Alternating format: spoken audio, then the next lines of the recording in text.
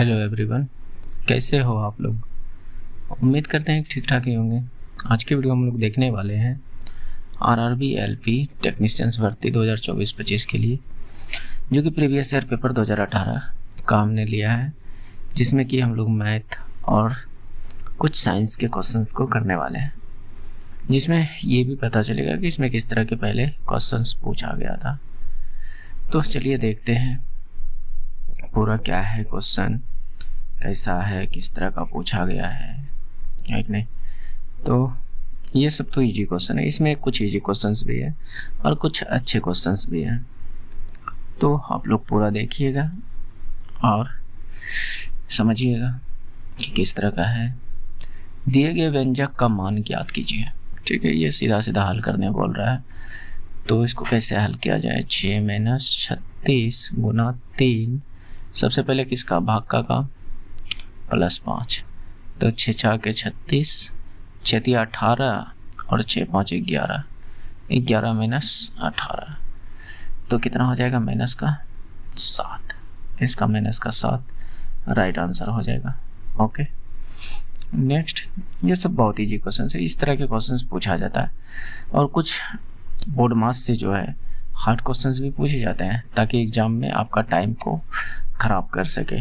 तो इसलिए मैं सजेस्ट करूँगा कि जो एग्ज़ाम में है बोर्ड मास को आप लास्ट में करने का कोशिश करें, जिससे अगर इजी है तो कर लीजिए, नहीं तो फिर उसको लास्ट में करने का कोशिश कीजिएगा, नहीं तो पता ही नहीं चलेगा कब 5 मिनट पार हो गया।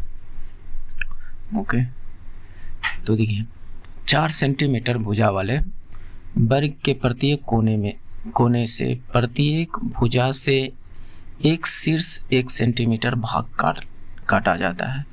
तो इससे निर्मित अष्टभुज का परिमाप और क्षेत्रफल ज्ञात कीजिए। यानी कहने का मतलब एक वर्ग है 4 सेंटीमीटर का, तो इसका बोल रहा है 1 सेंटीमीटर यहाँ से काट लिया। ऐसे मैं पेन को चेंज करके करता हूँ, समझिएगा। यानी इस तरह से 1 सेंटीमीटर का काट लिया, यहाँ से भी, यहाँ से भी, यहाँ से भी। तो ये अब क्या बन गया, अष्टभुज। ये सब एक एक काट लिया, तो टोटल 4 है। तो एक इधर एक इधर, तो ये कितना 2। यानी तो अब परिमाप हमें चाहिए किसका, अष्टभुज का। तो अष्टभुज में तो ये तो नहीं गिनाएगा ना, मेरा कहने का मतलब समझिएगा। अष्टभुज में ये भुजा तो नहीं ना गिनाएगा, जो ये एक आया, ये वाला एक आया नहीं गिनाएगा, तो बचा हुआ भुजा गिनाएगा। जैसे कि यहाँ पर ये 2, ये 2, ये 2, ये 2, ये 2 परिमाप अगर अष्टभुज का देखा जाए तो इसका अष्टभुज का परिमाप, ना कि वर्ग का परिमाप, यहाँ पर बोल रहा है अष्टभुज का। तो फिर ये भी काउंट होगा, ये वाला, ये जो भुजा है, ये वाला, ये वाला, ये वाला काउंट होगा। तो इसके बारे में हमें पता करनी होगी कि ये जो यहाँ से यहाँ तक है वो कितनी है। अगर एक का पता चल गया तो इसका मतलब चारों समान होगा। क्या मेरी बात को समझ रहे? तो चलिए इसको पता करते हैं। अगर यहाँ पर देखा जाए तो एक समकोण त्रिभुज बन रहा है। देखिए एक का एक समकोण त्रिभुज बन रहा है कि नहीं। तो जब ये एक तो ये वाला भुजा कितना √2, पाइथागोरस लगा सकते हैं। तो इसका मतलब ये √2, तो 4 गो √2। यहाँ पर देखिए 2 कई गो है, 4 गो है। मैं सीधा सिंपल लैंग्वेज में समझा रहा हूँ। यानी 2 जो है 4 गो है, कई गो है 4 गो, प्लस √2 कई गो आएगा, सेम टू सेम यहाँ पर √2, यहाँ पर √2, यहाँ पर √2। बात समझ रहे? तो √2 भी कितना आएगा, 4 गो ना। तो ये कितना हो जाएगा, 4 दूनी 8, उसके बाद 4√2। जब हमें परिमाप मिल गया और इस तरह के परिमाप में एक ही ऑप्शन है, ये है, तो क्यों हम इसका क्षेत्रफल निकालना जाएं। बात समझ रहे हैं? क्यों हम क्षेत्रफल निकालने के लिए जाएं। हालांकि अगर क्षेत्रफल भी निकालना चाहते हैं तो अष्टभुज का क्षेत्रफल यहाँ पर क्या हो जाएगा, अगर देखा जाए तो वर्ग का क्षेत्रफल और 4 गो जो समकोण बन रहा है उसका क्षेत्रफल, यही ना, माइनस 4 गो का ये समकोण का क्षेत्रफल। तो समकोण त्रिभुज का क्षेत्रफल क्या, हाफ बी यानी 1 h 1, तो 1/2। तो वर्ग का क्षेत्रफल क्या होता है, भुजा स्क्वायर, और भुजा कितना दिया है 4, 4 चौके 16 माइनस 4, और एक त्रिभुज का क्षेत्रफल कितना 1/2। तो यहाँ से ये कितना आ जाएगा, सॉरी किसी और को मैंने कटा दिया, यहाँ से ये कटेगा ये 2 बार में, तो 16 में 2 गया, कितना हो गया 14। तो अष्टभुज का क्षेत्रफल क्या निकल गया 14, है कि नहीं। लेकिन मैं कहता हूँ जब एक चीज़ हमने पता कर लिया उसके बाद हमको दूसरा निकालना ज़रूरी है क्या, नहीं है, ऐसे ही कर सकते हो। तो चलिए नेक्स्ट करते हैं। ये सब प्रश्न अच्छे हैं क्योंकि ये सब प्रश्न बहुत कम लोग क्या करते हैं, और यही सब प्रश्न है जो आपका रिजल्ट बनाने में मदद करता है। एक गोले को 1:3 में विभाजित किया जाता है, बड़े भाग को शंकु में ढाला जाता है और जिसकी ऊंचाई आधार की त्रिज्या के समान है। यानी ये गोला है, ये आपका एक गोला है, इसको 1:3 में बांट दिया, ये जो पूरा है इसको 1:3 में कुछ इस प्रकार से बांट दिया होगा। ये एक हिस्सा, बाकी बाद बचा हुआ इधर 3 हिस्सा, और जो बड़ा वाला हिस्सा है उसको शंकु बना दिया गया, और जो छोटा वाला हिस्सा है उसको बेलन में डाल दिया गया। जब ढालने और बनाने की बात कहा जाता है तो कहीं ना कहीं आयतन लगाते हैं, क्या लगाते हैं, आयतन। तो चलिए, तो मैं एक शंकु बना दिया कहने का मतलब, और एक आपका बेलन बना दिया, ये चीज़ कह रहा है।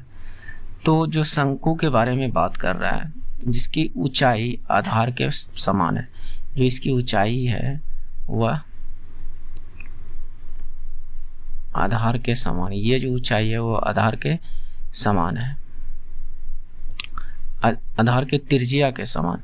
यानी इसकी त्रिज्या को अगर मैं छोटी r मानूं, ठीक है, तो इसकी ऊंचाई क्या हो जाएगा, वो भी h बराबर भी r है। कहने का मतलब जो त्रिज्या है वही उसकी ऊंचाई है, यानी कहने का मतलब जो इसका त्रिज्या है वही उसका ऊंचाई भी होगा, ये प्रश्न ने कहा रहा है। यानी ऊंचाई को भी r ही मानेंगे। क्या मेरी बात को समझ रहे हैं। आगे देखिए, अब बेलन की बात आई। बेलन में क्या कह रहा है कि जिसकी ऊंचाई आधार की त्रिज्या के समान है। लेकिन एक चीज आगे भी थोड़ा सा पढ़ लें तो क्लियर हो जाएगा। शंकु की त्रिज्या पूछ रहा है और बेलन की ऊंचाई पूछ रहा है। जो इसकी त्रिज्या है इसकी ऊंचाई के इक्वल है। ये जो ऊंचाई है, भले मैंने फिगर थोड़ा सा बड़ा बना दिया, ऊंचाई लग रहा है कि ज़्यादा है, लेकिन प्रश्न जो कह रहा है कि जो इसकी त्रिज्या है और इसकी जो ऊंचाई है, तो त्रिज्या ऊंचाई के बराबर है और इसमें हमको अनुपात में ऊंचाई पूछा है, इसीलिए ऊंचाई को h माने तो त्रिज्या भी क्या हो गया, h ही हो गया। बस अब दोनों का जो है आयतन लगाइए और आंसर। जैसे शंकु का आयतन क्या, 1/3 पाई r स्क्वायर h, और बेलन का आयतन पाई r स्क्वायर h, और इसको बांट कितने भाग में दिया है, 1:3 में। बड़ा वाला को शंकु में बांटा है, ये जो 3 अनुपात में है वो शंकु में, और छोटा वाला जो अनुपात है वो आपका बेलन में। ओके, तो इसलिए यहाँ पर मैंने उल्टा दिया। बस इसको हल कीजिए। हम यहाँ पर मान पुट कर सकते हैं। जैसे इसने क्या कहा, मेरी बात को ध्यान से यहाँ से समझने का कोशिश कीजिएगा। 1/3 पाई r तो लेना ही है r स्क्वायर, और h को भी क्या ऊंचाई को भी क्या लेना है, आर ही लेना है, और यहाँ पर पाई, और इसमें आर स्क्वायर, आर को क्या लेना है, एच लेना है, यानी एच स्क्वायर, और एच को तो एच ही लेना है, एच को तो क्या लेना है, एच ही लेना है। तो 3/1 इसको हल करें और आगे तो हमारा आंसर मिल जाएगा। पाई से पाई खत्म, और ये ऊपर आर गुना आर स्क्वायर गुना आर, तो आर क्यूब, और इधर एच स्क्वायर गुना एच, एच क्यूब, और ये 3 से इसमें गुना हो जाएगा, 3 × 3 = 9/1। ठीक है, तो दोनों साइड क्यूब है, तो ये क्यूब को हटाना होगा, तो इसका मतलब इस क्यूब को इधर उठा के लाइएगा तो रूट क्यूब में चेंज हो जाएगा। मैं इधर कर रहा हूँ, समझिएगा। तो R अनुपात H बराबर क्या हो जाएगा, 9√3/1 रूट क्यूब। तो R/H यहाँ से सीधा सीधा रूट क्यूब 9/1, 1 का रूट क्यूब करें, स्क्वायर क्यूब करें, जो भी है वो इक्वल हो जाता है, एक ही होगा। क्या मेरी बात को समझ रहे?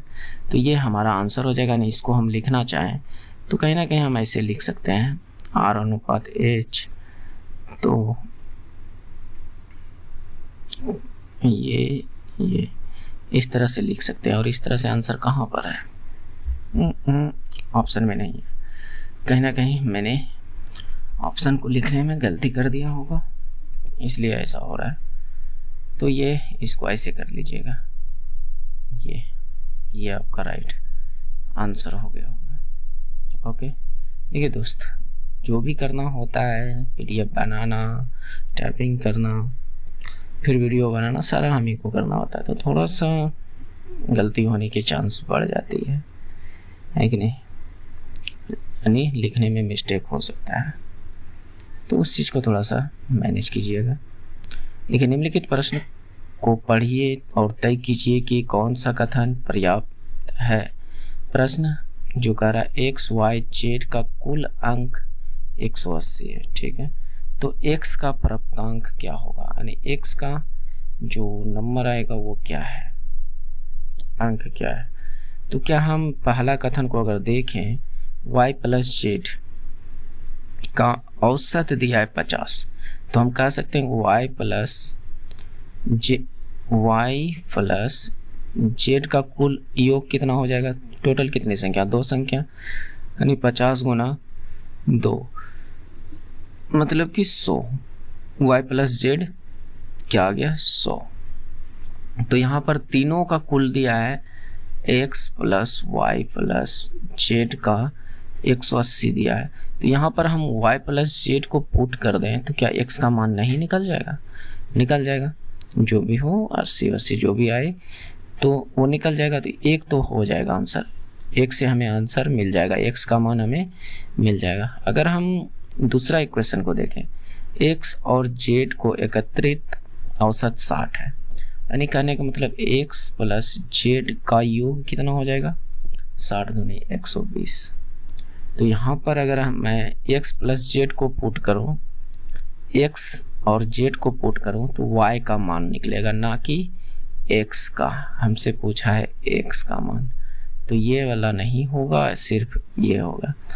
तो ऐसा ऑप्शन केवल एक पर्याप्त है, जबकि केवल 2 पर्याप्त नहीं है, यानी ऑप्शन नंबर 3 राइट हो जाएगा। देखिए, जब तक पूरा आप नहीं देखिएगा तो आपको ज़्यादा बेनिफिट मिलने वाले है नहीं। और अगर ऐसा सोच कर निकल रहे हैं कि सब्सक्राइबर कम है तो क्या होगा, मतलब क्या बता सकते हैं, तो ये भूल ना करें। मैं इस चीज़ से कभी इग्नोर मतलब कि डिसाइड ना करें कि सब्सक्राइबर कम होगा तो फिर गलत चीज़ होगा, नहीं, चाहे हम रहे चाहे कोई भी रहे, यहाँ पर कोई भी रहता है वो 100% देने का कोशिश करता है, भले सबका तरीका अलग हो, बात समझ रहे हैं, वो गलत नहीं होता है। भले इग्नोर कर दें सब्सक्राइबर कम देखकर तो एक अलग बात है। 2016 में x के लाभ में 2014 के तुलना में कितने प्रतिशत की वृद्धि हुई है। तो कथन यहाँ पर क्या कहा गया है। कथन नंबर 1, 2014 में कंपनी का लाभ 1 लाख जो उस 2015 से 10% अधिक है। जो उस वर्ष, यहाँ पर कुछ मिस्टेक है, जो 2015 2015 से 2014 में जो है वह 10% अधिक है। तो हम 2014 के बारे में बता सकते हैं, लेकिन कितना प्रतिशत, यहाँ 16 और 14 का तुलना करने बोल रहा है और यहाँ 14 और 15 का तुलना हो रहा है, तो ये तो आंसर नहीं हो सकता है। दूसरा, 2016 में कंपनी का लाभ 2 लाख जो कि 2 लाख रुपये है, जो कि 2014 की तुलना में 1 लाख अधिक है। तो यहाँ से हम बता सकते हैं कि कितने प्रतिशत की वृद्धि हुई है। कहने का मतलब कि अगर 2016 में कंपनी का लाभ जो है 2 लाख है और 2014 में 1 लाख है, तो कितना प्रतिशत अधिक हुआ है 2016 में।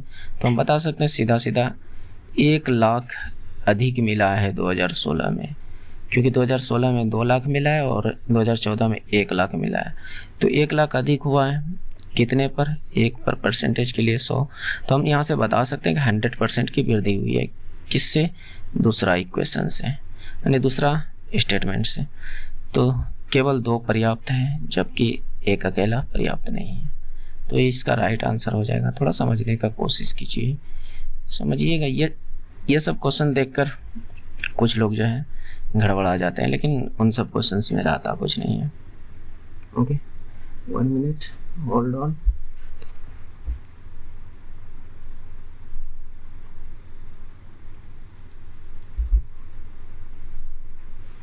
चलिए देखिए, यहाँ पर क्या बोल रहा है। मुग्धा और मयूरी एक साथ काम करते हुए एक काम को 18 दिन में पूरा कर सकती है, जबकि मयूरी अकेले काम करती है और 2/5वां हिस्सा पूरा करने के बाद छोड़ देती है।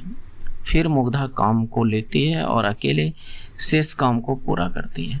परिणाम स्वरूप दोनों काम को 39 दिन में पूरा करती है। तो मुग्धा अकेले काम को पूरा करने में कितना समय लेती है। यदि मयूरी ने मुग्धा से अधिक तेजी से काम किया, यानी कहने का मतलब यहाँ पर जो बोल रहा है, मयूरी ने मुग्धा से अधिक तेजी से काम किया, यानी मयूरी की क्षमता ज़्यादा है, मयूरी की क्षमता ज़्यादा है। तो इस बात को यहाँ पर ध्यान से रखना है। बाकी बात इसको कैसे किया जा सकता है, पहले आप भी वीडियो रोक कर करने का कोशिश कीजिए, उसके बाद मैं करता हूँ। उम्मीद करते हैं कि आपने रोक कर किया होगा। देखिए, मुग्धा और मयूरी जो है 18 दिन में काम करता है। तो अगर हम टोटल वर्क पता कर लें तो फिर थोड़ा सा मेरे लिए आसान हो जाएगा इस प्रश्न को करना, और आपके लिए भी। जैसे मैं कह दूं कि टोटल वर्क इस 18 के मल्टीपल में मान लेते हैं, तो 18 के मल्टीपल में हमने 90 मान लिया कि टोटल वर्क 90 है। बात समझ रहे हैं, 90 यूनिट टोटल वर्क है, इस बात को समझिएगा। तो मुग्धा और मयूरी एक साथ 18 दिन में करते हैं। तो इसकी क्षमता का अगर बात करें, इसकी क्षमता का, तो क्षमता बराबर क्या होता है सूत्र, मैंने कई बार पिछली वीडियो में बताया है कि क्षमता बराबर टोटल वर्क यानी कुल कार्य बटे समय यानी time, total work upon time, ये होता है। इस बात को समझिएगा। तो अब मैं क्षमता अगर निकालना चाहूँ किसका, मुग्धा और मयूरी, शॉर्ट में लिख रहा हूँ, तो टोटल वर्क कितना, तो मैंने 90 माना और इन दोनों मिलकर कितने दिन में कर रहे हैं, 18 दिन में अपॉन 18। तो ये कितना निकल कर कट कर आएगा, 5। तो ये जो इन दोनों की क्षमता है, मुग्धा और मयूरी का मिला के क्षमता 5 है। इस बात को यहाँ पर थोड़ा सा साइड में रखिएगा। अब जो कह रहा है उस बात को समझिए। मयूरी अकेले काम करता है और 2/5वां हिस्सा पूरा करने के बाद छोड़ देती है। तो 90 का 2/5वां हिस्सा क्या होगा। अगर मैं कहूँ कि 90 का आप 2/5वां हिस्सा निकालिए, तो ये 18 दूनी 36 काम। 36 काम कौन कर रहा है, मयूरी। तो इसको कुछ ना कुछ समय लगा होगा, कुछ ना कुछ समय लगा होगा। और ये अपनी क्षमता से क्या होगा, कौन, मयूरी। और मयूरी की क्षमता को हमने my मान लिया है, तो यहाँ पर अपॉन my। तरीका थोड़ा सा समझते जाइएगा। ये देखिए, ये आपका काम हुआ, ये आपका क्षमता हुआ, तो यहाँ पर ये कुछ समय लगा, कुछ टाइम लगा। उसके बाद जो बाकी बचा हुआ काम है, आके फिर मुग्धा काम को लेती है और अकेले शेष काम को पूरा करती है। कौन काम को, जो बचा हुआ है। 90 में से 36 काम मयूरी कर दिया, तो मुग्धा अब कुछ काम करेगा, तो कितना करेगा, 36 और 54, 90, हाँ 54 काम जो है अब मुग्धा कर रही है, जो कि दोनों मिलकर इस काम को 39 दिन में किया। इस बात को समझ रहे? तो अब यहाँ पर असली खेल है। अगर आप इस बात को समझ लिए तो आपको यहाँ पर इक्वेशन नहीं निकालना पड़ेगा, द्विघात समीकरण नहीं निकालना पड़ेगा। इसने क्या कहा कि मयूरी ने मुग्धा से अधिक तेजी से काम किया, यानी मयूरी की क्षमता ज़्यादा होगी, मयूरी की क्षमता ज़्यादा होगी और मुग्धा की क्षमता कम। तो कुछ मान सोच लेते हैं। अगर मयूरी को 4 मान लेते हैं तो मुग्धा 1 होगा। मेरी बात को समझ रहे हैं? अगर मयूरी की क्योंकि टोटल 5 है, अगर मयूरी की क्षमता को 4 मान लेते हैं तो मुग्धा की क्षमता 1। अगर यहाँ पर मैं 1 पुट करूँ तो ये 36 घंटा हो जाएगा, यानी कहने का मतलब यहाँ पर 1 से भाग लगाऊँ तो ये 36, और यहाँ पर 4 से भाग लगाऊँ तो 4 से इसमें तो भाग लगेंगे नहीं, लगेंगे क्या, नहीं। और दोनों को मिलाकर 39 भी आना चाहिए। तो 1 से काम नहीं चलेगा, 1 से काम नहीं चलेगा। तो और थोड़ा सा कम करते हैं, और थोड़ा सा कम करते हैं। इसको 3 मान लेते हैं, इसको 2 मान लेते हैं, 3 2 5 भी हो रहा है। तो हमने मयूरी को 3 माना। मयूरी कहाँ पर है, यहाँ पर है, ये आपका मयूरी। तो 36/3 और ये 54/2। तो 36 को 3 से भाग दीजिएगा तो 12, और 54 को 2 से भाग दीजिएगा तो 27। 12 और 27 39 आ गया कि नहीं? इसका मतलब जो हमने क्षमता को एज्यूम किया, जो माना, वो बिल्कुल सही है। तो अब निकालने में कोई दिक्कत नहीं होगा, इस प्रश्न को हल करने में कोई प्रॉब्लम नहीं होगा। देखिए कैसे। अब पूछ रहा है क्या, मुग्धा अकेले इस काम को पूरा करने में कितना समय लेगा। तो समय बराबर क्या, अगर इसी फार्मूला को देखा जाए तो टाइम बराबर क्या, टोटल वर्क अपॉन क्षमता, एफिशिएंसी है ना। तो टाइम निकालना है, टोटल वर्क कितना, 90 काम करवाना है, और किससे करवाना है, तो मुग्धा से करवाना। और मुग्धा की क्षमता कितनी, 2। मुग्धा की क्षमता कितनी, 2। ये जो यहाँ पर निकाले हमने, जो क्षमता निकाला, ओके। तो ये 45 दिन लगेंगे मुग्धा को काम करने में, ओके। तो अगर ये पूरा प्रोसेस समझते हैं तो अच्छे तरीके से ये क्वेश्चंस बन जाएंगे। और इसमें द्विघात समीकरण भी, जहाँ ये मान एज्यूम ना हो तो फिर द्विघात समीकरण निकालना पड़ जाता है। लेकिन एक बार कोशिश करने में क्या जाता है कि नहीं। निम्नलिखित में से कौन से भिन्न में 5/7 जोड़ने पर 1 प्राप्त होगा। तो ये तो आसान है, मान लेते हैं x कोई भिन्न है, उसमें 5/7 जोड़ने पर हमें 1 प्राप्त हुआ। इसको हल कीजिए, जो भी आंसर होगा वो आपका राइट आंसर होगा। लेकिन हल करने पे आंसर आपका आएगा नहीं, देख लीजिएगा। x बराबर 1 - 5/7, तो x बराबर यहाँ से कितना निकलेगा, 2/7। क्या ऐसा आंसर है क्या, नहीं है। थोड़ा सा गेम खेला है इसमें एग्जामिनर ने। क्या किया है, देखिए, दोनों को 3 से गुना कर दिया, ऊपर भी नीचे भी। तो ये 2 × 6, ये 7 × 21, ये आपका राइट आंसर है, 6 × 21।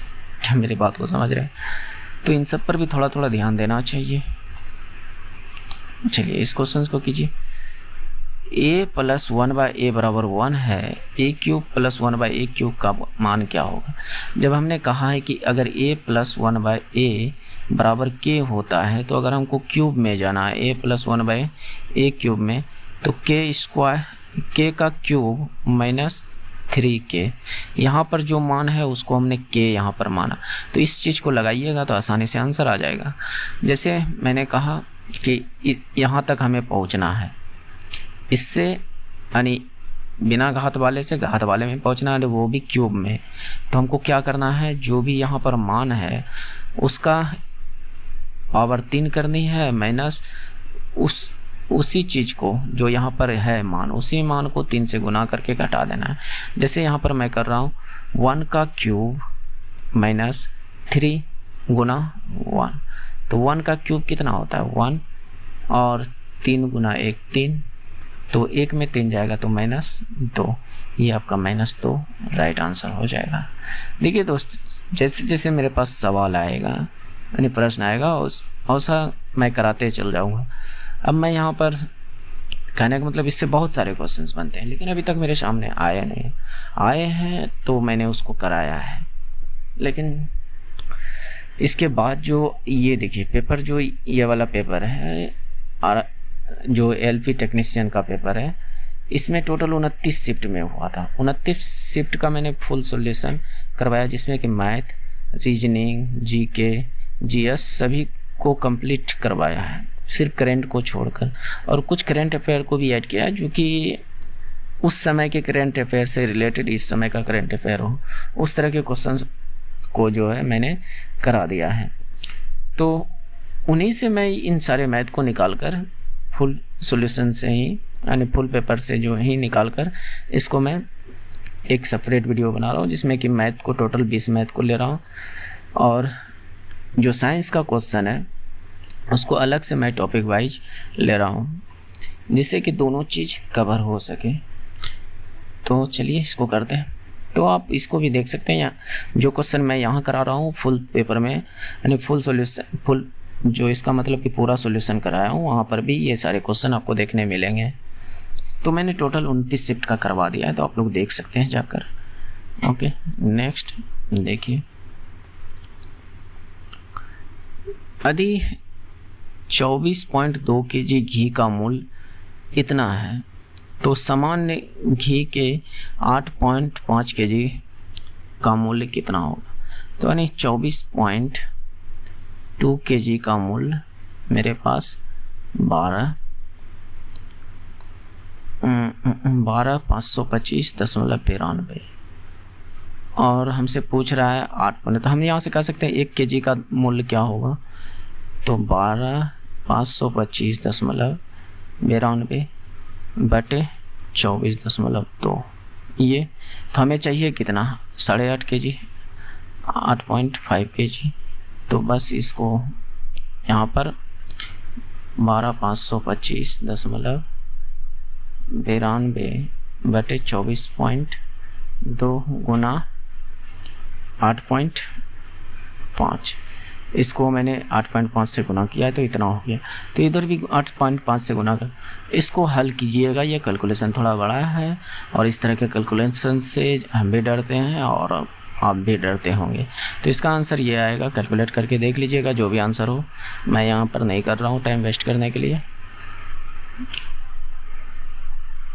ओके, एक निश्चित धनराशि पर 8% प्रति वर्ष की दर से 3 वर्षों के लिए साधारण ब्याज, समान धनराशि पर 9 वर्षों के लिए 9% प्रति वर्ष की दर से 2 वर्षों के लिए साधारण ब्याज 90 रुपया अधिक है, तो धनराशि क्या होगी। देखिए आज थोड़ा बारिश दे रहा है तो थोड़ा नॉइस वॉइस आता होगा। आप लोग के उधर बारिश हो रही है कि नहीं ज़रूर बताइएगा। हम लोग के इधर से तो आज 3 दिन से लगातार दे रहा है, जो कि मैं बिहार से हूँ और बिहार में वो भी भागलपुर ज़िले से। तो आप लोग बताइएगा आप लोग के उधर भी क्या बारिश हो रही है अच्छे से। एक निश्चित धनराशि पर 8%, तो इसका देखिए डायरेक्ट क्या करना है। 8 दिया 24%, 9 दूनी 18% और इन दोनों का अंतर 90 रुपये। हमें 100% का मान चाहिए।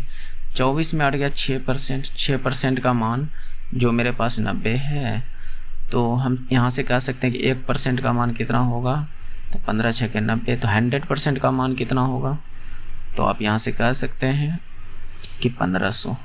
क्यों? क्योंकि 1 को मैंने 100 से गुना किया तो 15 को भी 100 से गुना कर दिया, तो इसका 1500 आंसर है। हालांकि आप बेसिक तरीका भी यहाँ लगा सकते हैं जो P × R × T होता है, लेकिन वो सब तरीका करना यहाँ पर सही नहीं है। देखिए, दी गई श्रृंखला के पहले 16 पदों का योग क्या होगा। यानी ये 16वां हमसे पूछ रहा है, 16 पदों का योग पूछ रहा है, तो ये क्या होगा। क्या मेरी बात को समझ रहे हैं। तो इसके लिए फार्मूला याद होना चाहिए हम लोगों को, है कि नहीं। तो देखिए, कई फार्मूला होता है। एक तो ये फार्मूला होता है s बराबर n/2 प्लस प्रथम संख्या प्लस अंतिम संख्या, ये फार्मूला होता है। एक और भी फार्मूला होता है s बराबर आपका n/2 2a plus n-1 into d, लेकिन मैं इसे नहीं करता हूँ, ये थोड़ा सा हमको आउटडेटेड लगता है। तो मैं इसका डायरेक्ट करने का कोशिश करता हूँ कि 16वां पद को मैंने अगर पता कर लिया तो डायरेक्ट मेरा आंसर निकल जाएगा, जल्दी निकल जाएगा। तो ये 16वां को हम लिख सकते हैं a प्लस 15d, ये 16वां पद को। अब कैसे, इसकी जो है चर्चा मैंने यानी पहले के इससे पिछले वीडियो में, जस्ट पिछले नहीं लेकिन मैंने किसी न किसी वीडियो में इसकी चर्चा मैंने किया है कि ये कैसे आता है। तो मैं इस चीज़ को एक्सप्लेन यहाँ नहीं कर रहा हूँ। तो ये 16वां पद निकालना होगा तो हमें a प्लस 15d करना होगा। अब हमें d चाहिए। d क्या होता है, इस बात को समझिएगा यहाँ पर कि d क्या है, a क्या है, तभी तो हम ये 16वां निकाल पाएंगे। तो इन दोनों का अंतर जो होता है यानी ये d होता है, यहाँ से यहाँ का अंतर जो होता है वो d होता है। तो क्योंकि यहाँ पर AP का सवाल दिया हुआ है तो ये d है, समांतर श्रेणी का है ना, ये d होता है।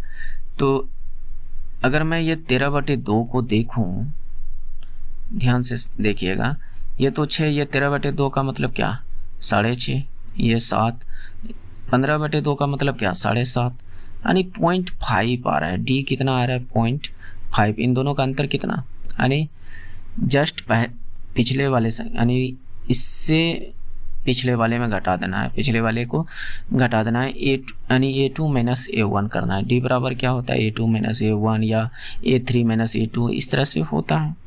ये जो पहला पद है ये आपका a है और इन दोनों का जो अंतर है वो आपका d है, और सभी का अंतर समान होना चाहिए, तभी वह जो है AP का प्रश्न है, नहीं तो फिर अलग है। तो ये दो चीज़ मैंने पता कर लिया, a हमारा 6 है, d 0.5 है। a हमारा 6 है और 15d कितना है 0.5। 0.5 कहने का मतलब 1/2 भी तो कह सकते हैं, 0.5 को 1/2 कह सकते हैं नहीं। तो यहाँ से a 16वां निकल जाएगा जो कि लास्ट पद है, जो कि अंतिम पद है। तो हम इसको अगर कैलकुलेट करें तो 7.5 और 6 13.5, 13.5, यानी 16वां पद जो हमारा है 13.5 निकलेगा। बस अब आराम से निकालिए। और जो यहाँ पर 16 कहा गया वो हमारा n है, तो n कितना 16/2, प्रथम पद कितना 6, यानी a को हम प्रथम पद कहेंगे या a1, तो a 6 है और अंतिम पद 13.5 है। बस इसको हल कीजिए, आपका आंसर 8 और 13 6 19.5, इसको गुना कीजिए, 8 पंचे 40, 8 9 72, 8 पंचे 40 और 8 9 72, 4 76, 8 1 8, 7 15 156, कितना आ गया 156। ये आपका राइट आंसर हो जाएगा। तो अगर अभी तक जो ये वीडियो छोड़कर चले गए होते तो ये सब तरीका आप नहीं सीख पाते हैं, कि नहीं। अगर जानते होंगे तब तो अच्छी बात है, नहीं तो फिर मिस कर जाते इन सब क्वेश्चनों से। तो देखिए दोस्त, ज़रूरी नहीं है कि शुरुआत की ही क्वेश्चंस बढ़िया हों। एग्ज़ाम में ऐसा भी होता है कि शुरुआत के क्वेश्चंस थोड़ा हार्ड रहेगा और जैसे ही आप बीच में देखिएगा तो फिर इजी आने लगेगा। तो शुरुआत में ही आप कोशिश कीजिएगा कि हार्ड क्वेश्चन जो होगा उसको लास्ट में करने का कोशिश कीजिएगा, क्योंकि जो हार्ड क्वेश्चन होगा वो आपका टाइम खींचने वाला रहता है और बीच में नॉर्मल सब क्वेश्चन रहता है, आप जिसको आप 15 सेकंड 20 सेकंड में कर सकते हैं। अगर आप नॉर्मल क्वेश्चंस को अगर 90 मिनट टाइम दिया एग्ज़ाम में 100 क्वेश्चन में, तो अगर आप कम से कम 50 क्वेश्चंस को जो है 30 से 40 मिनट में कर लेते हैं, 30 से 40 मिनट में, तो फिर उधर आपका 60 मिनट बच गया। जीके मारने में कितना देर, ज़्यादा से ज़्यादा 5 मिनट, ये बहुत हो गया। 5 मिनट जीके करने में बहुत हो गया। तो अगर आप नॉर्मल क्वेश्चंस को मान लेते हैं कि 50 क्या 60 क्वेश्चन नॉर्मल, 60 नॉर्मल क्वेश्चन को आप अगर 40 मिनट में कर लेते हैं तो 40 मिनट में बचा हुआ 40 क्वेश्चन को आराम से कर सकते हैं। और ज़रूरी नहीं कि 100% क्वेश्चन करेंगे तभी रिजल्ट होगा, बात समझ रहे हैं। अगर 90% भी क्वेश्चंस को करते हैं तो रिजल्ट होगा, लेकिन उनमें से सही होना चाहिए कम से कम आपका 75+, तब रिजल्ट होने की चांस है। तो देखिए यहाँ पर एक भिन्न में 7/3 जोड़ने पर 4 उत्तर प्राप्त होता है। ये भी इजी है, इसको आप हल कर लीजिएगा। 7/3 = 4, जो भी आंसर आएगा कर लीजिएगा। ओके। 1568 को किस न्यूनतम संख्या से विभाजित किया जाना चाहिए जिससे कि परिणामी संख्या एक पूर्ण वर्ग हो जाए?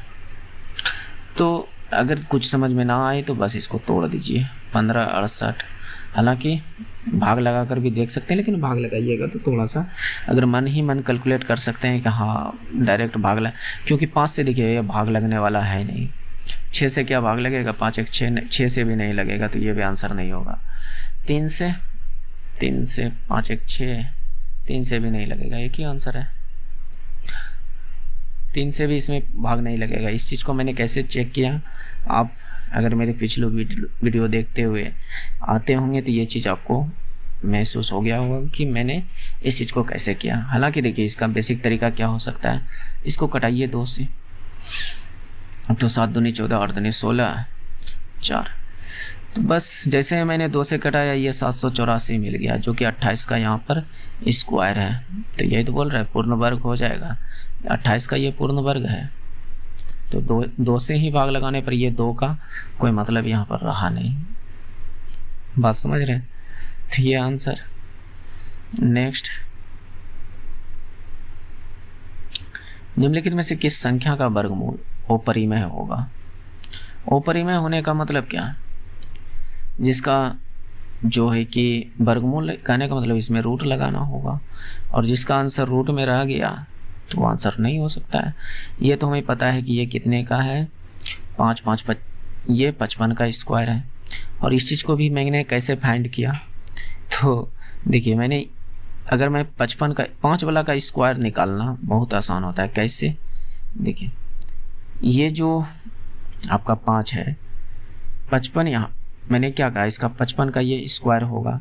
कैसे होगा, तो यहाँ पर मैंने इसको 5 गुना 6 किया, तो इसके जस्ट पहले वाले नंबर को तो 30 आया, और लास्ट वाले का स्क्वायर कर दिया 30 25, यानी इससे एक पहले वाले नंबर 6 6 5 30 और इसका स्क्वायर।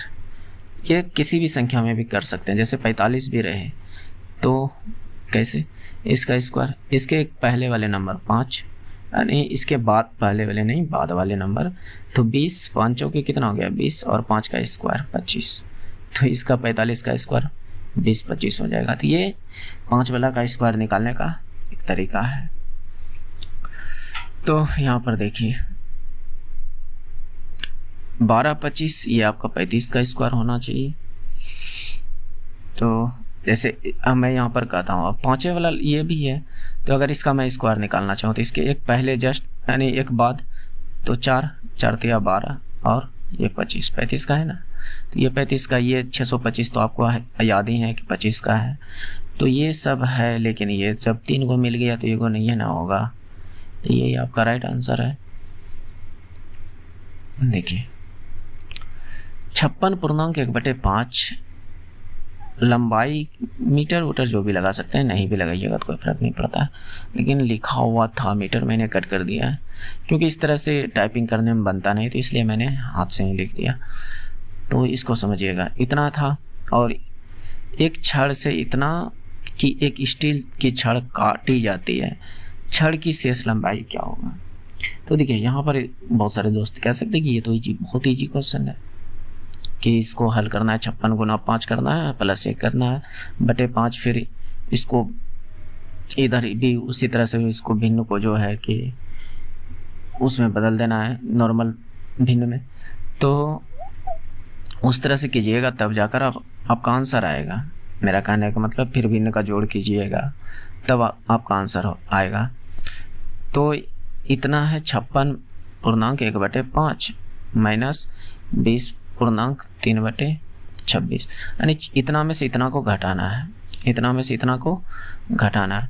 तो यहाँ पर कहीं ना कहीं पहले इसको हल कीजिएगा, फिर इसको हल कीजिएगा, फिर जाकर घटाइएगा, तब जाकर आंसर आएगा। मैं कहता हूँ ऐसा मत कीजिए।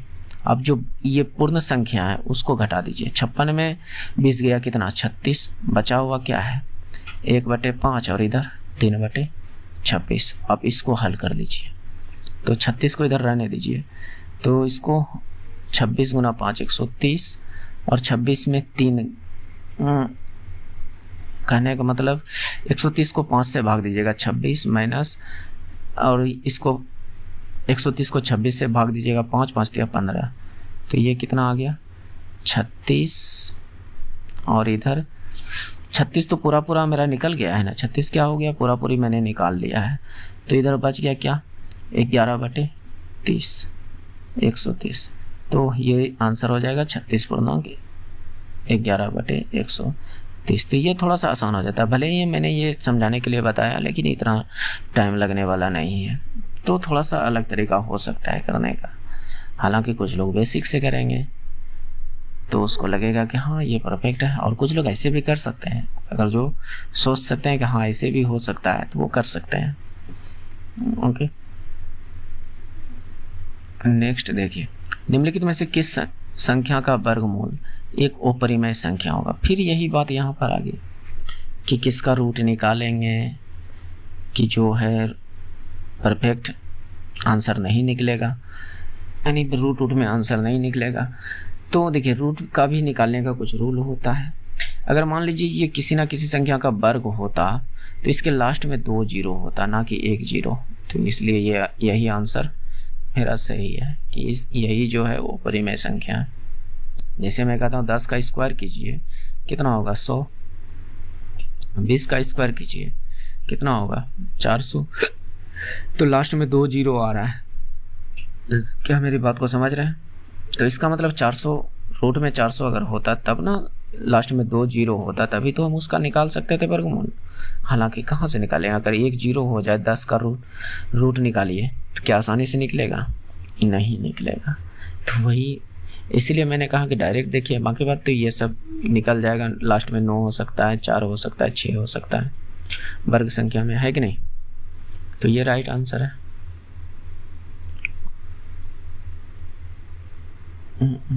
60 का 18% डैश का 54% के बराबर है। ये भी बहुत ईजी है।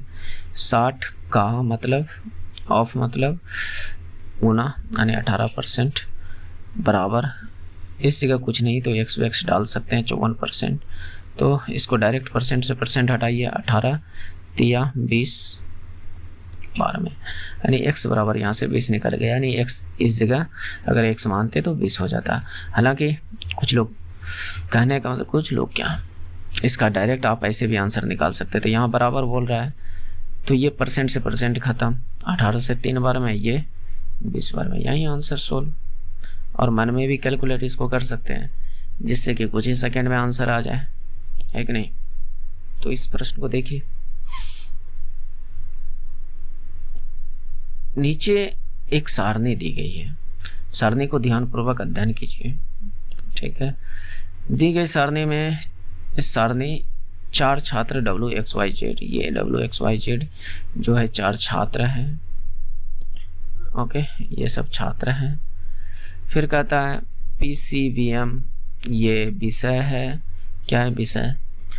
तो चारों छात्रों में अधिकतम और न्यूनतम प्रतिशत के बीच का अंतर क्या होगा? ठीक, तो इसके लिए हमें सबको जोड़ना पड़ेगा कि ये कितना है, इसकी जो W की टोटल यहाँ पर अंक है वो कितना है। तो 7 9 16 5 21 8 29 यानी 295। अब मैंने कैसे जोड़ा इस बात को समझने का कोशिश कीजिएगा। 5 8 13 9 17 6 23 और 5 5 5 8 13 9 22 6 28 और 5 5 10 यानी 290।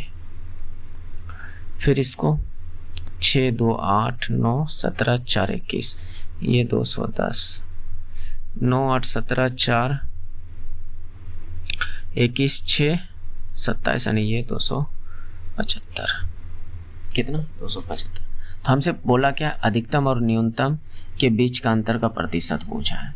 तो सबसे बड़ा कितना 295 और सबसे छोटा 210। इन दोनों का अंतर कितना 80 का। इन दोनों का अंतर कितना 295 और 210 का अंतर कितना 80। तो प्रतिशत कितना निकालना है, अधिक। कहने का मतलब कि प्रत्येक विषय अधिकतम प्राप्तांक जो है 100 नंबर का है। तो 4 विषय में कितने 400 नंबर, 400 पर प्रतिशत निकाला। 85 अंतर है, मैंने गलती कर रहा है। 210 और 295 में 85 का अंतर, गुना प्रतिशत के लिए 100 से। अब इसको हल कीजिए, आपका आंसर 21 चौके 84 21.25। ये 21.25 आपका राइट आंसर हो जाएगा। तो कर लीजिएगा। देखिए मैं तरीका बता सकता हूँ कि दोस्त कैसे फास्ट किया जा सकता है। ये नहीं कहूँगा कि सभी क्वेश्चंस का फास्ट करने का तरीका हो सकता है, लेकिन कुछ क्वेश्चन का तो हो सकता है। अगर 50 में से 30 क्वेश्चंस को भी अगर मैं फास्ट तरीके से कर लिया ना, तो 20 क्वेश्चन में अगर टाइम भी लग गया तो अखड़ नहीं आएगा। बात समझ रहे हैं? तो इसलिए कुछ क्वेश्चंस को फास्ट तरीके से करनी चाहिए। एक या तो ट्रिक व्रिक जो भी चक्कर हो उससे आप कर सकते हैं, जिससे कि आपकी समय की बचत हो। तो यहाँ पर देखिए क्या बोल रहा है, नीचे एक रेखा आलेख है जो आप देख रहे हैं ये रेखा आलेख है। ओके, अध्ययन कीजिए और निम्न प्रश्नों का उत्तर दीजिए। यानी इसको ध्यान से देखना है और निम्न प्रश्नों का उत्तर देना है। आलेख के आधार पर कमाई में अंतर लगातार 2 दिनों में किसके बीच सबसे अधिक रहा है। 2 दिनों में किसके बीच सबसे अधिक रहा है अंतर। अगर हम यहाँ पर देखें संडे को, तो मैं इसको पेन को थोड़ा सा ब्लैक कर लेता हूँ।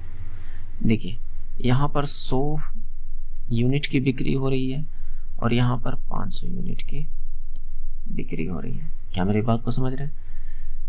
अगर यहाँ पर देखें तो 300 यूनिट की बिक्री हो रही है और यहाँ पर अच्छा रुपया है 300 रुपया का, और यहाँ पर देखें तो 600 रुपया का, और यहाँ 650 मान सकते हैं 650, और यहाँ पर कितना है 300, और यहाँ पर 350 मान सकते हैं। तो हमसे पूछा क्या, लगातार 2 दिनों में किसके बीच सबसे अधिक अंतर है। इनका अंतर देखें, सोमवार यानी एतवार और सोमवार का, संडे और मंडे का देखें तो ये यहाँ पर हमें 400 का डिफरेंट मिल रहा है। यहाँ पर देखें 200 का, यहाँ पर 300 का है कि नहीं, यहाँ पर आपका 50 का, यहाँ पर आपका 350 का, और यहाँ पर 50 का। तो सबसे ज़्यादा अंतर कहाँ देखने मिला, सोमवार से यानी एतवार से सोमवार तक में, यानी संडे से मंडे तक में देखने मिला। रविवार और सोमवार, कब, रविवार और सोमवार को सबसे ज़्यादा अंतर देखने मिला। इसका राइट आंसर हो जाएगा। नेक्स्ट देखिए, इन सब प्रश्न को इसलिए लाते हैं क्योंकि देखिए जो अभी तैयारी स्टार्टिंग ही किया होगा उनको इन सब क्वेश्चन से ज़्यादा भेंट नहीं हुआ होगा। बात को समझ रहे हैं? तो उसको लगता होगा कि ये क्वेश्चन हार्ड होता है, लेकिन नहीं, ये क्वेश्चन बहुत ही ईजी होता है। इसलिए मैं सभी को लेकर यहाँ पर चल रहा हूँ। चाहूँ तो ये सब क्वेश्चंस को मैं हटा भी सकता हूँ, लेकिन फिर मैंने कहा था कि कमज़ोर छात्रों के लिए ये वीडियो ज़्यादा लाभदायक होगा। तो कैसे, तो ये सब क्वेश्चन तो कमज़ोर छात्र तो कर नहीं सकते हैं, तो इसलिए, और जो अच्छे स्टूडेंट हैं वो उसका कहीं ना कहीं प्रैक्टिस हो जाएगा, है कि नहीं। तो यहाँ पर देखिए क्या कह रहा है, चलिए सेम डाटा का है, दिए गए आलेख के अनुसार सबसे अधिक लाभ कब हुआ है। सबसे अधिक लाभ कब हुआ है। तो सीधा डाटा देखा जाए तो सबसे ज़्यादा नंबर कहाँ पर मिल रहा है, यहाँ पर 650 मिल रहा है। कितना मिल रहा है? 650। और ये कौन सा है? अगर हिंदी में पढ़ा जाए तो इतवार, सोमवार, मंगल, बुध, बृहस्पति। तो बृहस्पतिवार को सबसे ज़्यादा मिल रहा है कितना? 650 रुपया। तो कितना ईजी था, एक सीधा पढ़ते हैं और आंसर। लेकिन कुछ लोग तो गड़बड़ा जाएंगे, फिर अंतर वंतर देखने लगेंगे, लेकिन यहाँ पर अंतर वाली कोई बात है नहीं। तो ये हमारा टेलीग्राम चैनल है जहाँ से आप जुड़ सकते हैं, जहाँ पर आपको ये PDF जो है आपको मिल जाएगा। और जो टेलीग्राम चैनल पर है, मैं कोई एक्स्ट्रा चीज़ डालता नहीं हूँ। जैसे कहने का मतलब सिर्फ मैं यहाँ पर पढ़ाई से रिलेटेड जो भी मटेरियल होता है उसी को डालता हूँ। तो आप लोग ज्वाइन कर लीजिएगा। ओके, तो भले ही कम सब्सक्राइबर होंगे अभी टेलीग्राम पर, लेकिन आप लोग का प्यार और आशीर्वाद बना रहे तो बहुत जल्दी अच्छा खासा हो सकते हैं। तो उम्मीद करते हैं कि आप सपोर्ट, तो कुछ लोग तो दिल से सपोर्ट कर रहे हैं, लेकिन कुछ लोग के मन में अभी भी हिचक है, तो वो भी क्लियर हो जाएगा।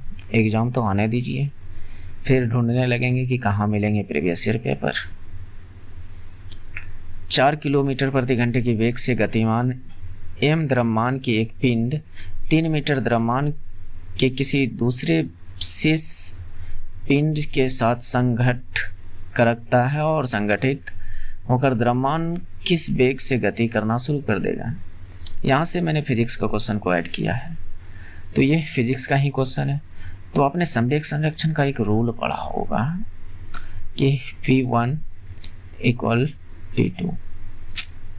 P2 यानी संवेग 1 को बराबर करना है संवेग 2 से, तो इसी को तो कहते हैं संवेग संरक्षण।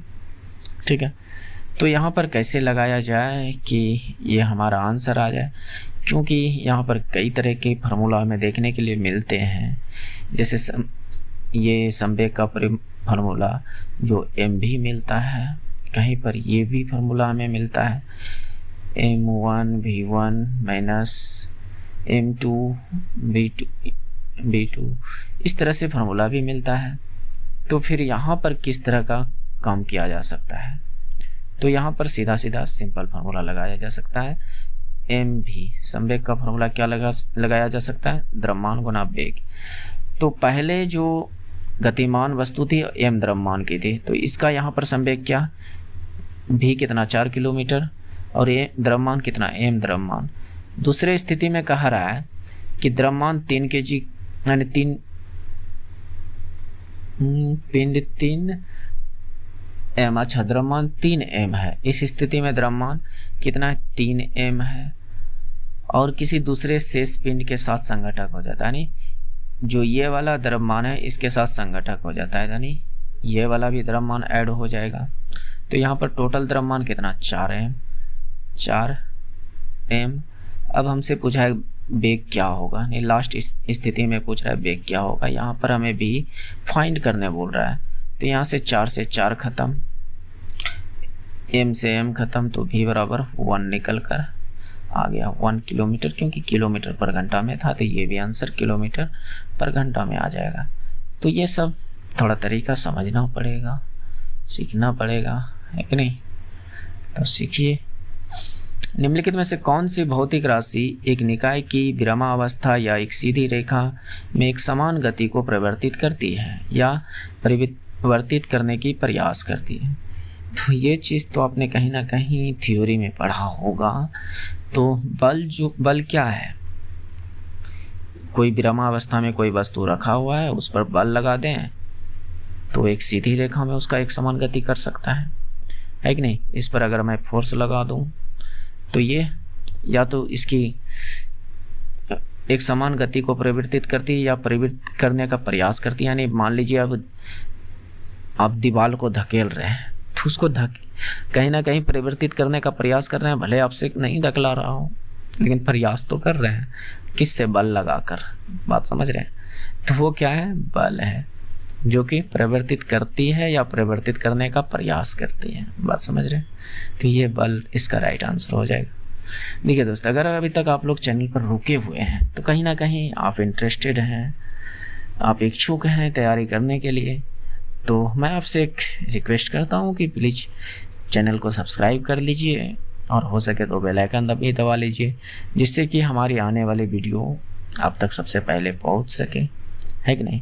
इन सब बातों को तो आप बहुत पहले भी सुने होंगे, हमसे क्या बहुतों से सुने होंगे।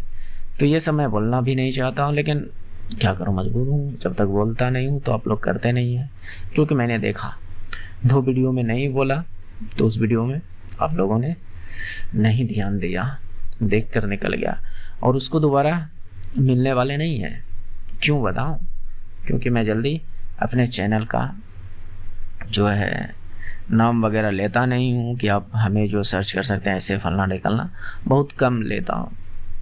हालांकि अगर आप हमें सर्च करना चाहते हैं तो आप जो भी पेपर सर्च करना चाहते हैं, जितने भी तारीख का जो भी, अगर जो टॉपिक सर्च करना चाहते हैं, अगर मैं उस टॉपिक को बनाया रहा हूँगा तो उसको सर्च करना अगर चाहते हैं तो आप उस टॉपिक को लिखिए, बाद में लगा दीजिएगा वायुमंडल जी, वायुमंडल जी, तो हो सकता है आपके पास आ जाए। हालांकि आ जाना चाहिए, क्योंकि हो जाता है आजकल सर्च, मैंने करके देखा है, आप भी करके देखिएगा। और मंडल जी कहने का मतलब कोई एटीट्यूड नहीं, बात समझ रहे हैं, बस टाइटल है मंडल, और लोग गांव में मंडल जी कहा करते थे। जहां मैं टेस्ट वगैरह लगाने जाता था आज से 2 साल पहले, तो वहां भी कहा करते थे। ओके, तो इसीलिए और कुछ नहीं। और तो चलिए आगे बातचीत होते रहेगा कि क्यों ये मंडल जी है, मैंने क्या सोच कर रखा, तो सोचिएगा, बाद में बात करेंगे। हालांकि चलिए देखिए, ध्यान दीजिए, संवेग किसके गुणनफल के बराबर होता है। अभी अभी मैंने संवेग का फार्मूला बताया कि एम भी होता है। तो एम क्या है? द्रव्यमान। भी क्या है? वेग। तो द्रव्यमान और वेग के गुणनफल के बराबर होता है। नहीं, इसको हम ऐसे भी तो लिख सकते हैं, एम गुना भी, है कि नहीं। द्रव्यमान और वेग के गुणनफल को हम संवेग कहते हैं। तो ये राइट आंसर हो जाएगा। नेक्स्ट देखिए, बल के अनुप्रयोग पर किसी वस्तु द्वारा किया गया कार्य शून्य होगा यदि वस्तु का विस्थापन डैश हो। तो अपने कार्य बराबर एक फार्मूला तो पढ़ा होगा, यानी कार्य बराबर जो कार्य W बराबर अपने फार्मूला पढ़ा होगा F × S। तो कार्य शून्य कब हो सकता है? बल आपका मान लीजिए कुछ ना कुछ न्यूटन हो, 5 न्यूटन 6 न्यूटन जो भी हो, लेकिन कार्य कब शून्य हो सकता है? जब ये डिस्प्लेसमेंट, जो ये विस्थापन है, वो शून्य हो जाए। क्या हो जाए? शून्य हो जाए, तब जाकर आपका कार्य शून्य होगा। बात समझ रहे? अगर कुछ विस्थापित हुआ है, अगर यहाँ पर वस्तु है, यहाँ से यहाँ तक वस्तु विस्थापित हो गया अभी तक, तब हम कहेंगे कुछ ना कुछ तो कार्य हुआ है।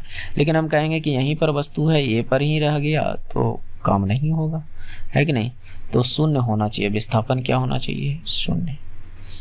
ओके, नेक्स्ट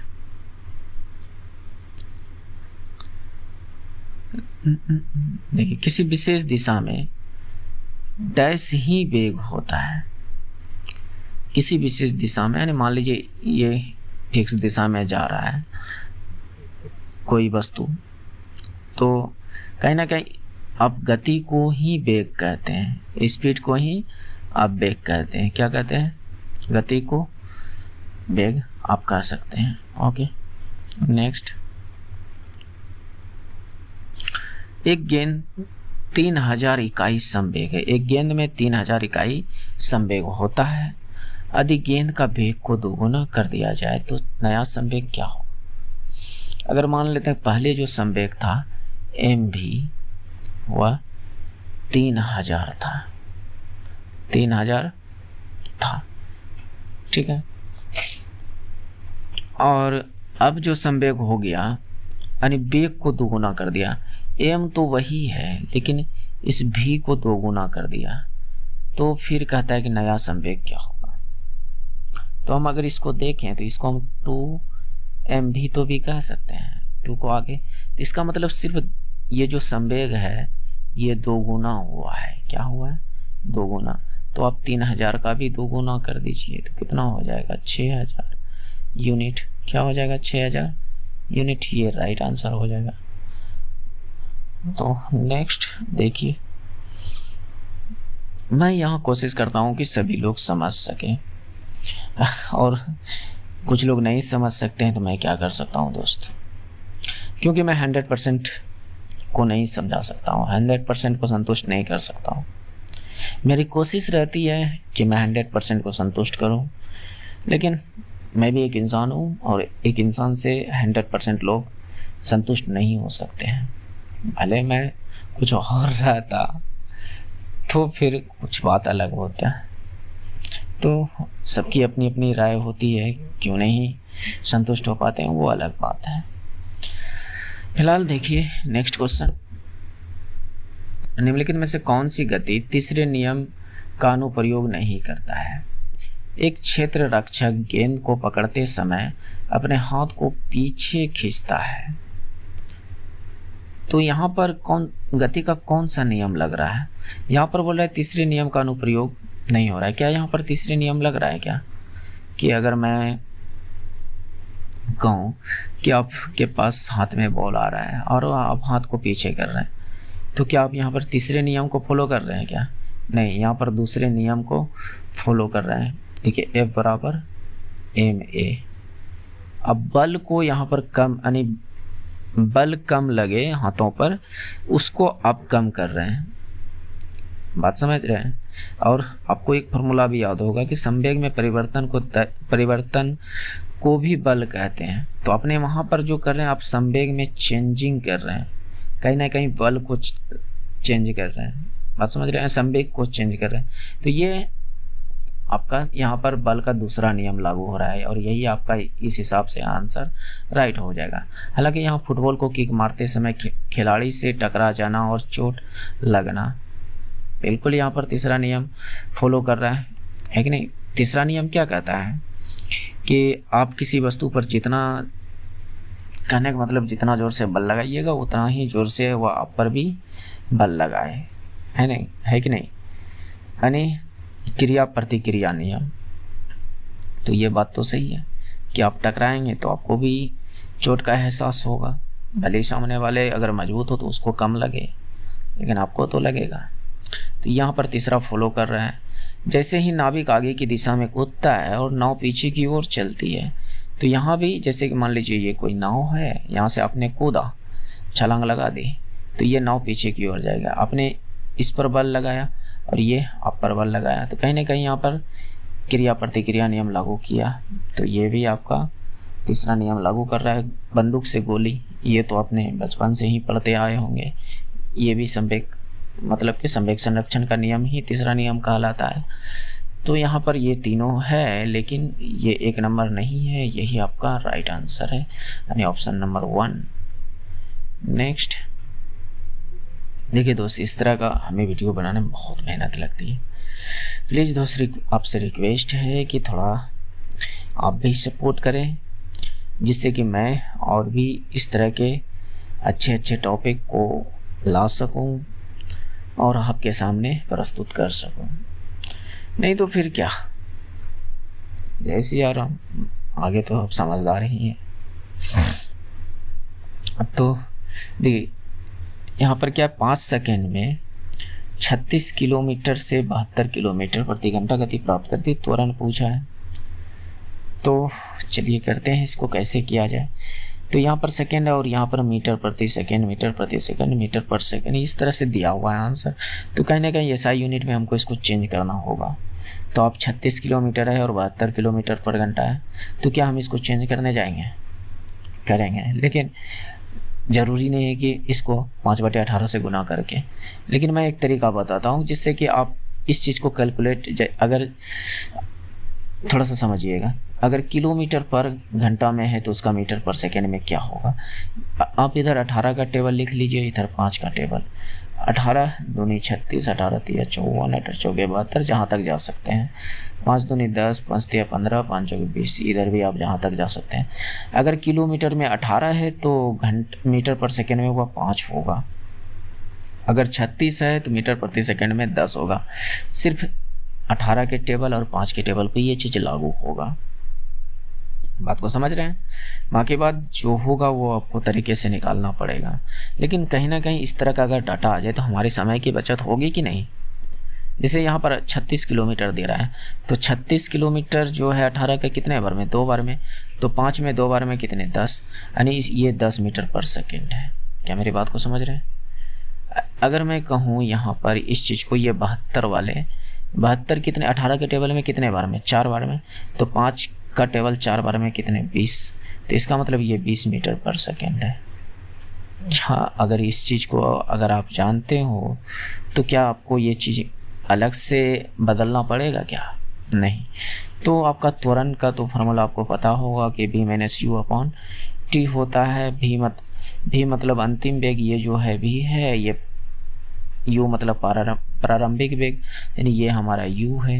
तो बस मान को पुट कीजिए, यहाँ पर v कितना 20, u कितना 10 बटे t कितना 5, ये आपका समय दिया हुआ है। तो 20 में 10 गया कितना, तो 10 बटे 5 यानी 2। अब क्या 2, अच्छा एक ही ऑप्शन में है, अगर यहाँ भी 2 दे देते हैं तो फिर क्या करते हैं, तो फिर थोड़ा सा फंस जाते हैं।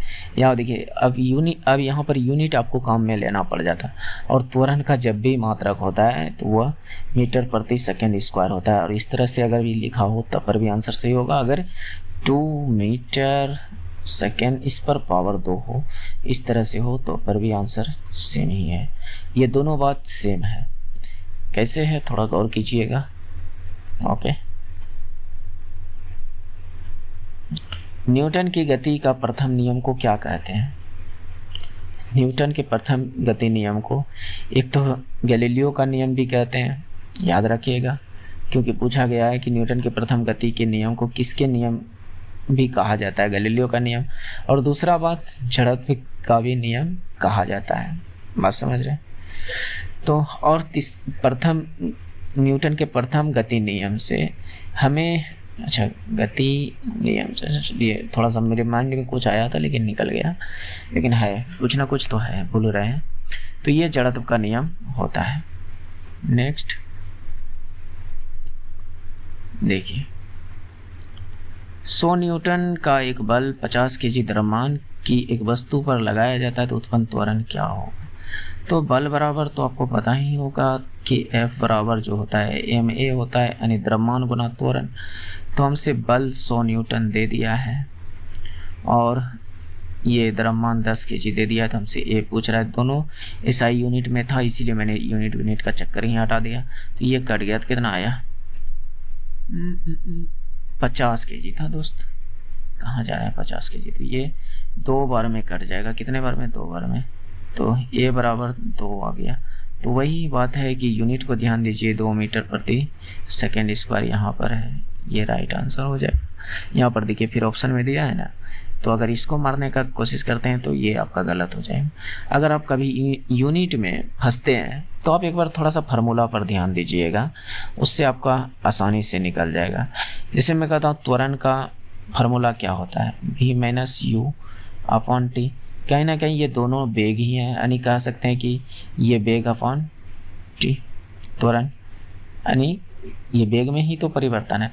और वेग का SI मात्रक क्या, मीटर पर सेकेंड, और समय का SI मात्रक क्या, सेकेंड। तो ये क्या हो गया, मीटर सेकेंड, और ये नीचे में भी सेकेंड है, तो ये क्या बना, मीटर सेकेंड स्क्वायर। और इसी को हम अगर सीधा कर देते हैं तो मीटर, इस तरह से आ जाता है आंसर। तो ये है राइट आंसर। तो एक बार अगर यूनिट में कभी फंसे तो उस फार्मूले को लिखिए और उससे आप यूनिट को फाइंड कर सकते हैं। अगर वो लिएगा तो मैं सारे यूनिट को फाइंड करके मतलब कि उसका एक प्रॉपर वीडियो बना दूंगा, जिससे कि आप लोगों को आसानी हो जाएगा यूनिट निकालने के लिए भी, कि कैसे हम निकाल सकते हैं।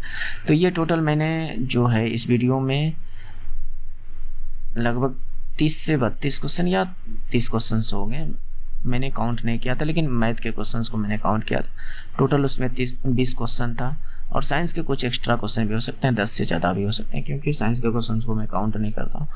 तो इतना क्वेश्चंस को मैंने कंप्लीट करा दिया। ये आपको कॉम्बिनेशन क्लास कैसा लगा, आप ज़रूर अपना फीडबैक कमेंट में दे सकते हैं। और हो सके तो मैं फिर से आपसे रिक्वेस्ट करता हूँ कि अगर चैनल पर पहली बार थे तो सब्सक्राइब कर लीजिएगा और हो सके तो एक लाइक कर दीजिएगा। आपका एक लाइक सब्सक्राइब से ज़्यादा कुछ तो हमें मिलता नहीं है, लेकिन ये ज़रूर होता है कि थोड़ा सा हमें खुशी मिलता है, हमें मैं भी मोटिवेट होता हूँ कि चलिए जो मैं आप लोगों के लिए इतनी मेहनत करता हूँ कहीं ना कहीं आपको भी पसंद आ रहा है कि नहीं। और आपको अगर पसंद आ रहा है तो कहीं ना कहीं ये चीज़ आपको करनी चाहिए, है कि नहीं। जब मोदी जी कह सकते हैं कि मैंने आपको 5 kg राशन दिया तो आप वोट किसको दोगे? वो राशन के लिए वोट मांग सकता है, तो फिर मैं भी क्या हूँ उसके सामने। तो आप समझ सकते हैं, जो कि एक ऐसा प्रधानमंत्री को नहीं कहना चाहिए, है कि नहीं। लेकिन वह सब बात राजनीति में है, मैं भी उन सब चीज़ों पर ज़्यादा ध्यान नहीं देता, लेकिन आ जाता है तो थोड़ा थोड़ा क्या करें। बाकी बात आप समझदार हैं, अगर हमसे जो भी गलतियाँ सही हुई हो उसके लिए सॉरी। और जो भी अगर लग रहा है कि इस वीडियो में जो भी त्रुटि है या जो भी अगर गलत लग रहा है, अगर मान लीजिए किसी क्वेश्चंस में गलती हुई हो, जैसे कि मान लीजिए कि किसी क्वेश्चंस में आंसर गलती हो गया हो, तो आप इसमें जो आप हमें अगर कमेंट में बताना चाहते हैं कि यहाँ पर गलती है, तो आप टाइमिंग के साथ मेंशन किया कीजिए। जैसे मान लीजिए 10 मिनट 15 सेकंड चल चुका है और उस जगह पर कुछ गलतियाँ हैं या उस जगह कुछ और भी होनी चाहिए, तो आप टाइम को मेंशन करके बताइए कि हाँ यहाँ पर जी गलती है, इसको थोड़ा सुधारने की ज़रूरत है। या आपकी और भी कोई क्वेरी हो तो ज़रूर कमेंट कीजिएगा। बाकी बात आप इतना चीज़ ज़रूर कर लीजिएगा दोस्त, मैं भी आपके लिए मेहनत करता हूँ, तो प्लीज़ सपोर्ट मी। बाकी बात आपसे क्या बोलूँ, आप तो खुद ही समझदार हो। मिलते हैं नेक्स्ट वीडियो में। जय हिंद, जय Bharat, have you good day. Okay.